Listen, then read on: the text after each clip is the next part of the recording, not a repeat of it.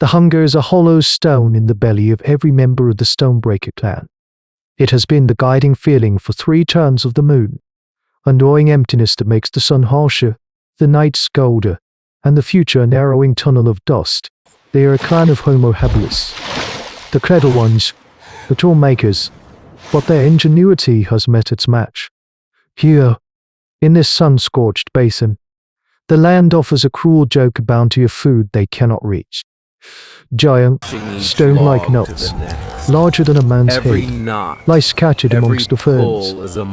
Their fossilized shells are harder than any rock the clan can find, and the thump-crack of their own primitive technology of flint and chert against the unyielding surfaces is the only music a rhythm of failure and despair. Young Nock, his jaw tight, strikes his knot again. The flint-axe head, a masterpiece he spent days napping, shatters. A shard slicing his knuckle, he doesn't flinch, only stares at the blood welling up, a dark ruby against his dusty skin. It is one more useless offering to an indifferent god of stone. A low rumble vibrates through the ground, a sound felt in the teeth and bones before it is heard. The chipping stops. Every head turns. From a thicket of cycads emerges the reason for their caution. The true monarch of this basin. They call it the mountain. It is an Ankylosaurus, a living fortress of bone and keratin. It moves with the ponderous certainty of a geological event. It's wide, no body a mosaic of bony plates.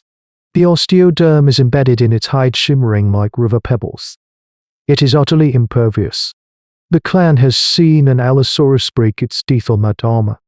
To them, it is not an animal but a feature of the landscape, one that is best avoided.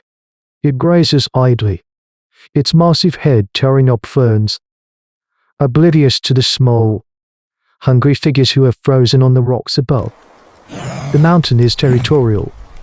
They alone, foolish raptor, young and arrogant, darts from the shade, hoping to nip at the beast's unprotected leg. This is the moment that changes everything. The mountain does not turn. It does not run. It plants its feet in the great chub at the end of its tail, a solid mass of bone grown for this single purpose. Swings in a low, terrifying arc. The raptor is not the target. The tail is a warning, a gesture of absolute power. It connects not with flesh, but with one of the giant nuts lying on the ground. The sound is not a crack. It is a thunderclap, a detonation that echoes off the cliff faces. The nut, which had defied their strongest arms and sharpest stones, explodes into a dozen pieces.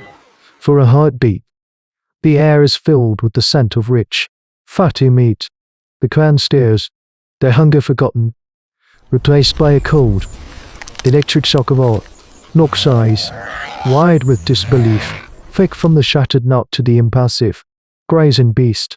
He sees not an enemy, not a monster, but a key, a terrible, living, breathing key to their survival. Nock carries his idea back to the cave like a fragile, dangerous egg. In the flickering firelight, he lays it before the elders.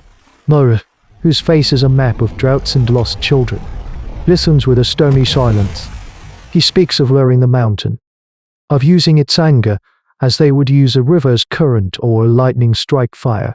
He does not speak of killing it, an absurdity that would earn him only laughter, but of harnessing its power. The elders exchange glances. This is the talk of madness, born of an empty stomach. You speak of dancing with the earthquake, Mara says, her voice raspy. You want us to poke the gods of bone and horn. Kale thought he could turn a Triceratops herd. We buried what was left of him in a small skin. The memory hangs heavy in the cave, a ghost of failure. Yet, the cries of the hungry children are a more immediate phantom. The younger hunters, their bodies lean and weary with starvation, look at Nock with a desperate gleam in their eyes. They see the logic. They feel the necessity. The debate is not one of intellect, but of instinct. The old, wise fear of the known versus the terrifying, necessary gamble on the unknown. It is the hollow stone in their bellies that makes the final argument. The clan agrees. They roll dance. Their foresight is their only shield. On the flat, dusty ground, Locke draws their plan. It is a choreography of survival. 2 runners, Ava and Territorial, the swiftest of the clan, will be the stingers. Their job is not to injure, but to annoy. To be a persistent fly that the great beast must swat. Others will be positioned as turners, making noise from the sides to guide the creature's lumbering path. The target is a small, shallow depression where they have rolled a dozen of the largest nuts. It is a desperate piece of engineering, a plan woven from courage and dare. Their primitive technology is no longer just the stone in their hands. It is the strategic positioning of their bodies across the landscape, a shared intelligence against a mountain of flesh. The hunters gather their tools, but these are not spears. They carry the bones of a long-dead stegosaurus and the horns of a goat. Not for killing, but for making noise. The first instruments in an orchestra of desperation. This is the birth of a new kind of hunt. A hunt for process, not for meat. The next dawn, the air is thick with tension. Ava and Territorial move like ghosts across the basin floor. They begin their work, flinging small, sharp rocks against the mountain's armored flank. The stones bounce off the osteoderms with a useless tink, tink. The Ankylosaurus continues to graze, its indifference more unnerving than rage. Emboldened, Territorial odds closer, slapping its massive leg with a long femur bone. That gets a reaction. Halo growl, like grinding stones, rumbles from the dinosaur's throat. It shifts its weight, and the tail begins a slow, menacing sway. The dance has begun. For a terrifying hour, they guide the beast. A slow, agonizing process of luring and retreating. The turners clap their bones, creating a corridor of sound, funneling the living fortress toward the target zone. But the beast is a creature of ancient instinct, not a tool to be commanded. Just as it enters the depression, it turns unexpectedly. Territorial, his focus on the tail, misjudges his footing on a loose rock. He falls. The world slows. The tail club, a blur of motion, sweeps slow. Ava screams a warning that is swallowed by the air. With a desperate surge of adrenaline, she lunges, shoving her brother into a shallow crevice an instant before the club impacts the ground where he lay. The ground erupts. The sound is a physical blow, and the shockwave throws Ava back. For a moment, the clan believes both are lost. But from the dust, they emerge, Territorial gasping, Ava trembling, and in the crater left by the blow, they see it. 3 knots, shattered and open. Their pale meat exposed to the morning sun. The gamble worked, but the cost hangs, sharp and clear, in the dust-filled air. The taste of the nut meat is rich, oily, and alive with a flavor they have never known. It is the taste of survival, but, as the clan gathers in the evening, huddles around their meager fire, the victory is tainted by the scent of fear. Territorial lies wrapped in hides, his leg badly bruised, a living testament to the plan's razor-thin margin for error. Ava sits beside him, her face grim, replaying the thunderous impact. The cloud of dust. The heartbeat of silence where she thought her brother was gone. The hard-won food does not quiet the debate. It sharpens it. This time, it is not about whether to proceed, but how. The door has been opened, and starvation will not let them close it. Look, his gaze fixed on the fire, understands. The first attempt was a blunt instrument. They survived through speed and luck. To continue is to invite extinction, unless they can replace luck with knowledge. The next days are not spent baiting, but watching. The hunt is abandoned for the patient, silent art of observation. From the safety of the high rocks, Locke and the other hunters become students of the mountain. They chart its movements from sunrise to sunset. They learn its preferred grazing spots, the slow, deliberate rhythm of its foraging. They discover the subtleties of its temperament. A high-pitched bird call makes it pause. The scent of a predator on the wind makes it hunker down, its tail twitching with readiness. A direct, aggressive approach, they now realize, was their great mistake. It triggers not a predictable defensive swing, but a deep, territorial rage, an uncontrollable force. The true key is not to provoke its anger, but to exploit its caution. They see how it wings its tail to clear brush from its path or to test uncertain ground. Ride, sweeping motions that are powerful but not enraged.